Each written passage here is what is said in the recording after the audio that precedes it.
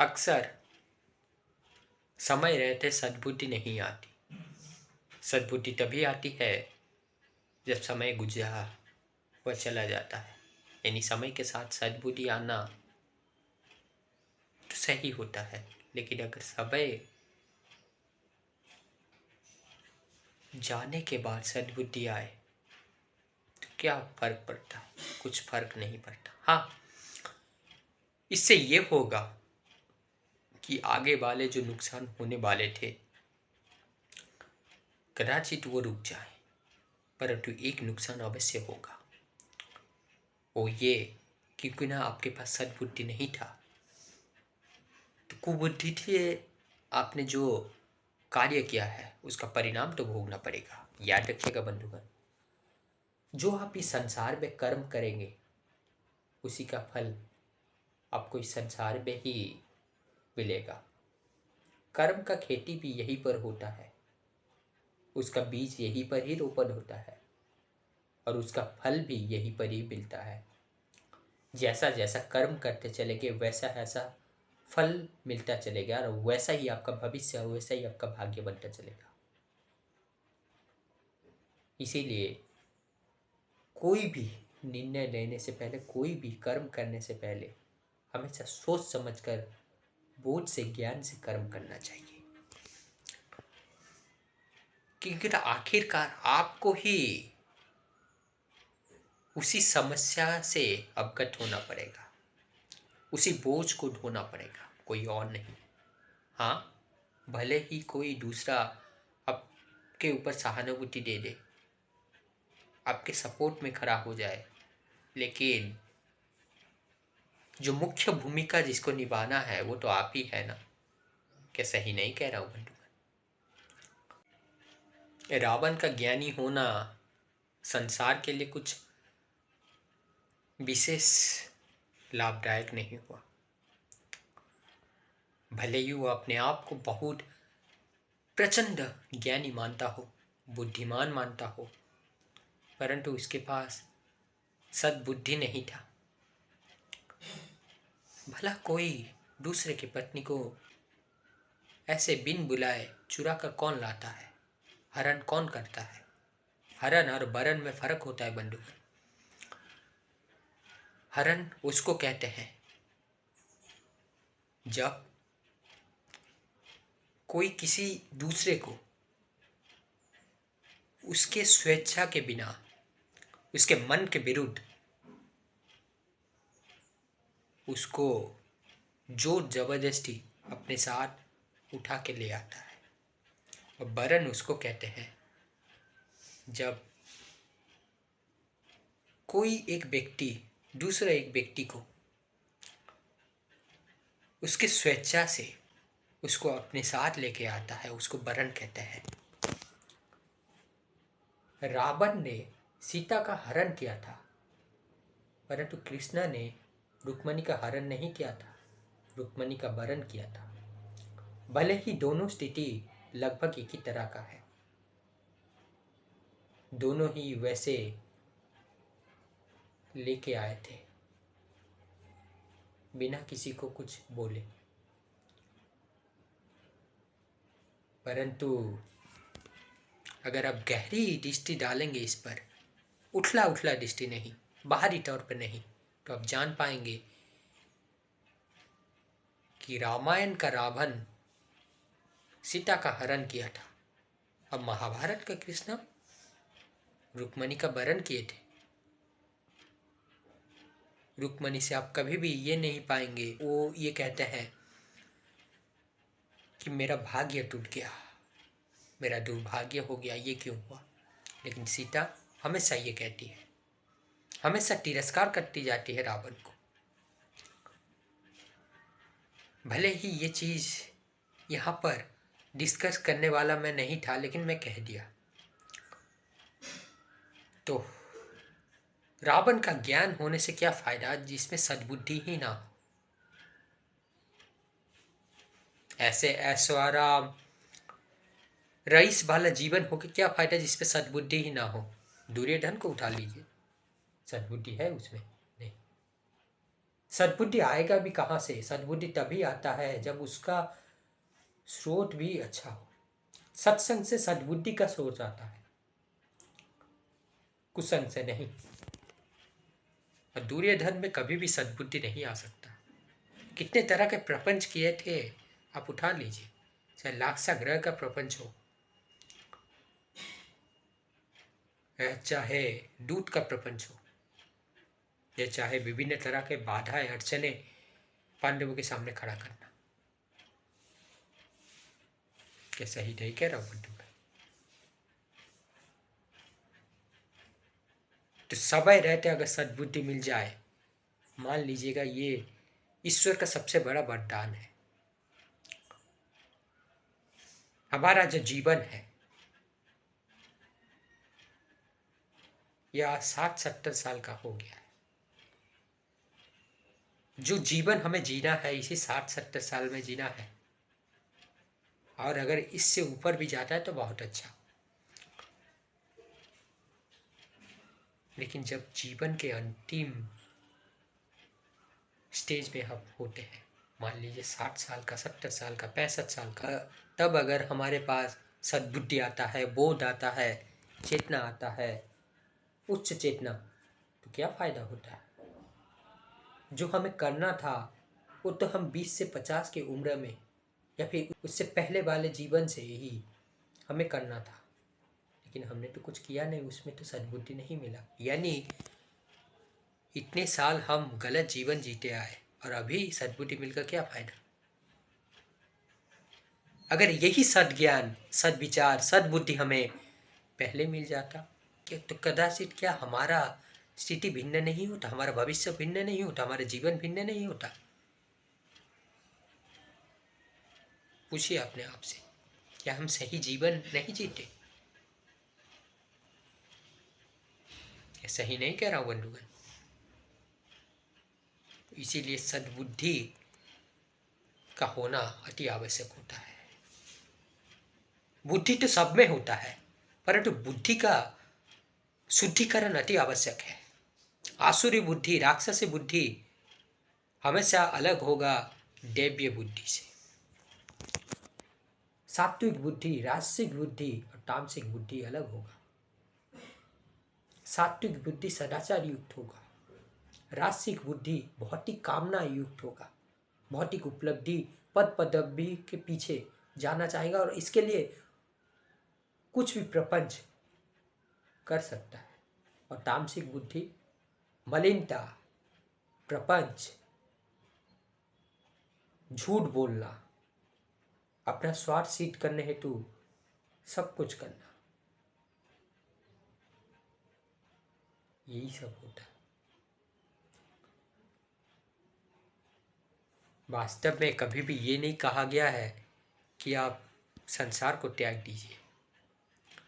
संसार मलिनता से युक्त है।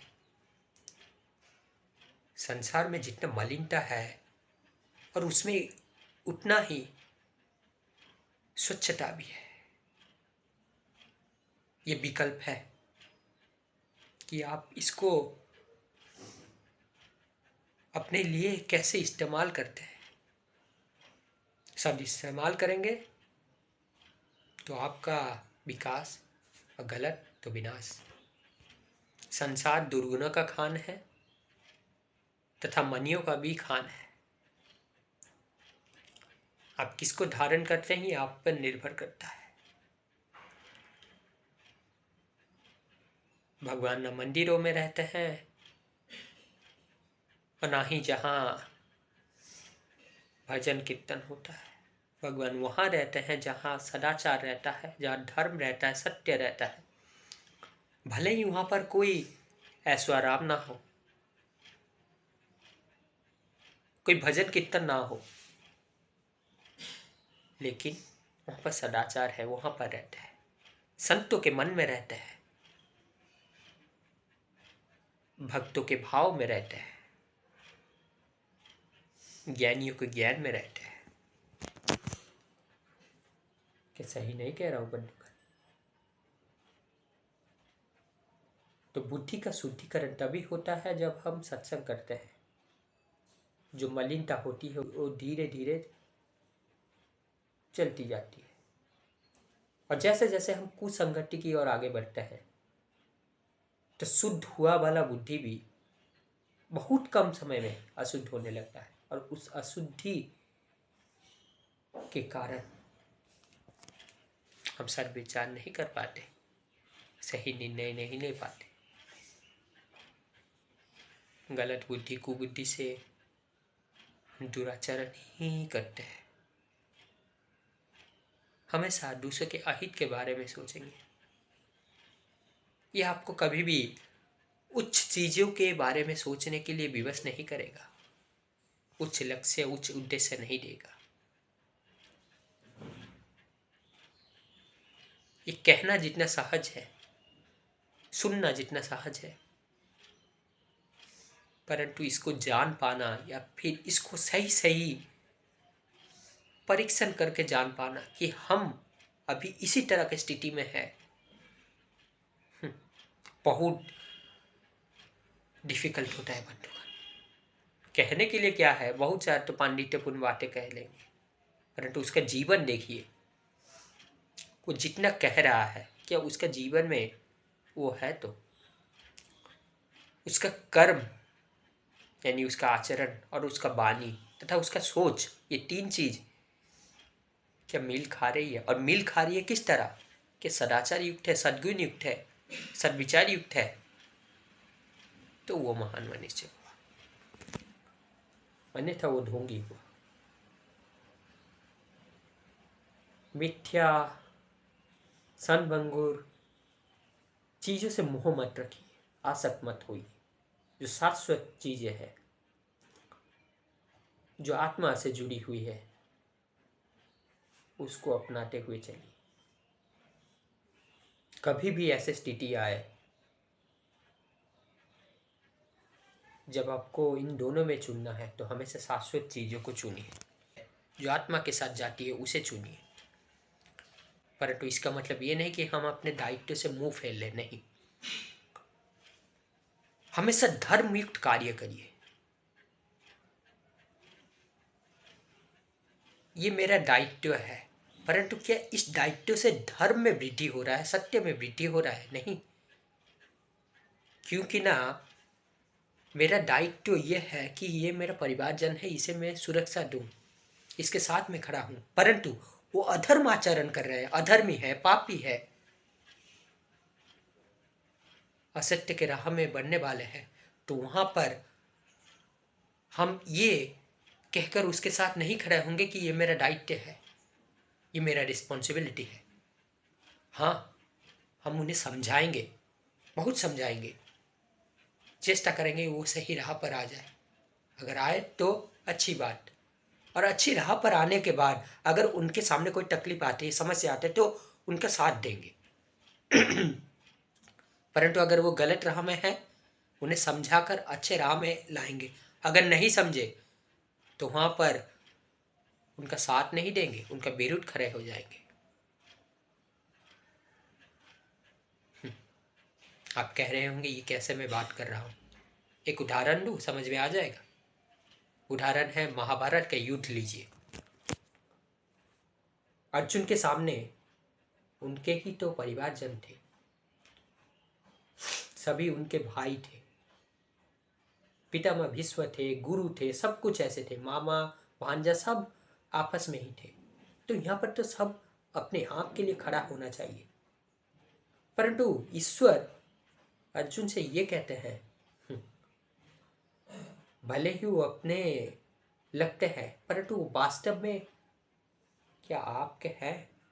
नहीं, वो इस शरीर से नाता रखते हैं, और शरीर तो संभंगुर है, ये माया का पुतला है।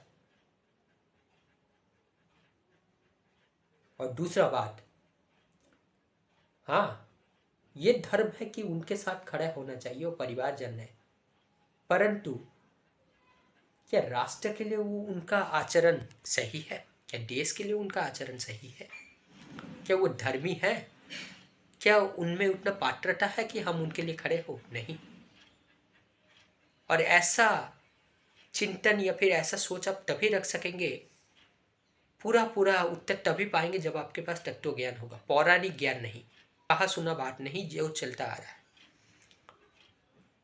अगर कहा सुना बात से आप चलते, कहा सुना बात तो ये कहता है, और लोक धर्म भी ये कहता है कि आप अपने रक्त संबंधियों के विरुद्ध कैसे खड़े हो सकते हैं, इनके साथ खड़े हो जाइए, वो अपने हैं ना। परंतु यहाँ पर तो कहा गया है कि भले ही संसार मानता हो वो अपने, संसार ये कहता हो, लेकिन ये धर्म के लिए उचित नहीं, और ज्ञान के चक्षु से देखिए, न कि जो भीड़ कह रहे हैं। तो इसीलिए तो अपनों के विरुद्ध शस्त्र उठाया गया, वो अधर्मी थे।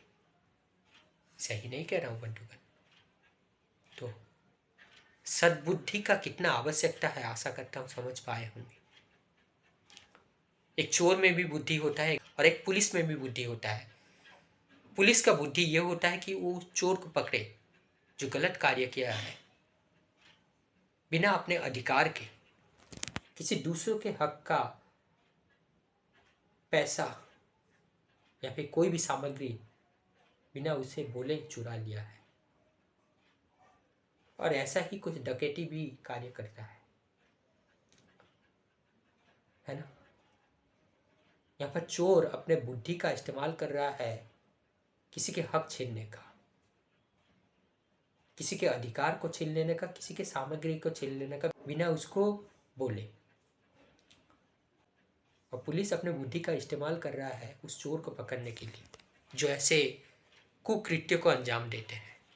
बुद्धि तो दोनों में ही है, परंतु पुलिस का बुद्धि हमेशा ही प्रसन्नीय होगा, सम्मानीय होगा, समाज के लिए अनुकरणीय होगा।